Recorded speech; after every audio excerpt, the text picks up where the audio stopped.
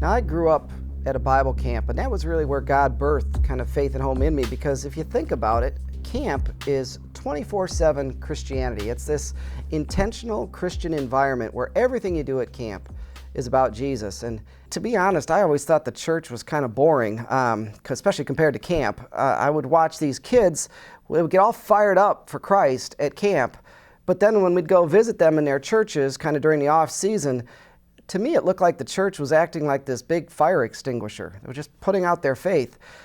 And so that put in me kind of an anti-church attitude. I always thought, camp is cool, church is boring. I'm never going to work for the church, never want to be a pastor, don't even want to go down that pathway. I just want to work in camping ministry. But as you know, never say never to God. And that's kind of when God called me out of camping and put me right into church. I'll never forget the first church that I was called to serve. I had no clue really what I was doing, except all I could do is try to make everything I was doing kind of in children, youth, and family a lot like camp. I was a youth guy that was focused more about just give me your kids. Bring them to me.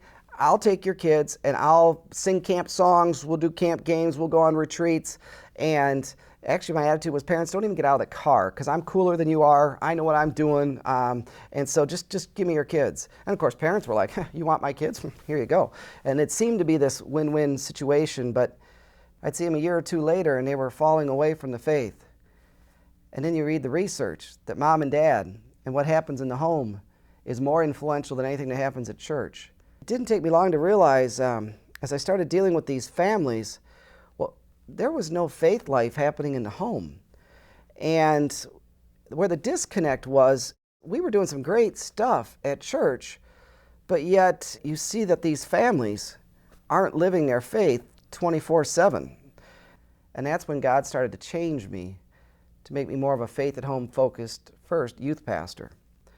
After serving as a youth and family pastor in 3 different churches and having the chance to kind of develop as a faith at home focused youth and family pastor, God then called me into another thing I said I was never going to do. I never wanted to be a senior pastor. That's for someone else. He can have the headaches. I like to just cause problems for the senior pastor, so that's why I never wanted to be one.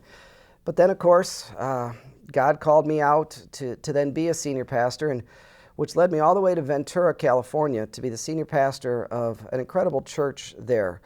And when I started, I kind of had taken off my youth and family hat, and to be honest, my faith and home focus. I thought, okay, I'm going to take that off. That's time for someone else to do that. And for 2 years, I tried to be the pastor everyone else wanted me to be, focusing on numbers, programs, facilities, and budget, and money, and all of that.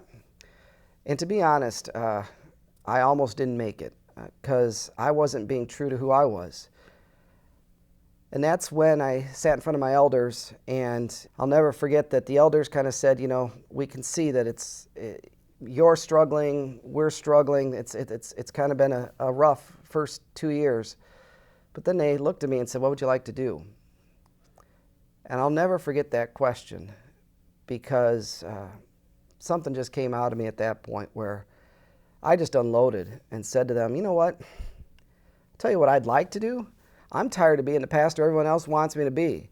I don't really care about more programs that will get more people, that will build bigger places, and that will put more money in the plates. What I see is less than 20% of our people in our own church are praying in the home, reading the Bible in the home, doing devotions. They're not living the lifestyle of faith. They're being these 1-hour hypocritical Christians. And statistics are showing, too, that a lot of the younger generation are now walking away from the faith because they're growing up in these environments where Christianity is something you do at church and not something you do at home. And I think we're helping to enable that behavior to happen. And what I see is every household is like a little dinghy out there in the water. And when the waves hit them, they're going down left and right because faith isn't in the home, and kids are walking away from the faith, and the divorce rate is so high, and all these things. And I go, you know what? If it were up to me, what I'd like to do is I'd like to take everything we've got as a church, every line we've got, and throw it at the home and make the home the primary place where faith is nurtured, and that we would evaluate success not based on what happens here at church, but what happens in the home.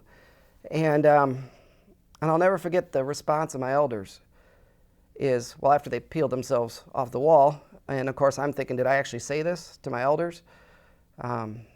Their response was simply, Pastor Mark, that's why we called you here, which was a really great answer. but it also meant that I was standing in my own way.